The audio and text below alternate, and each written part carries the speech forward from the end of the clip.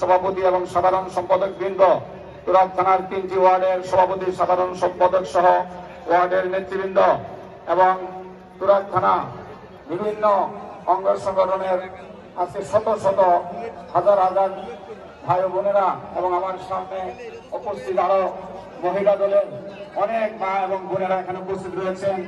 সবাইকে জানাই আমার পক্ষ থেকে এবং মহানগর উত্তর বিএনপির পক্ষ থেকে রক্তিম শুভেচ্ছা, বিপ্লবী অভিনন্দন।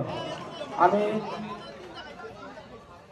এই তুরাগেরই সন্তান, কারণ তুরাগ থানা এবং পশ্চিম থানা ছিল মূলত হরিরামপুর ইউনিয়ন।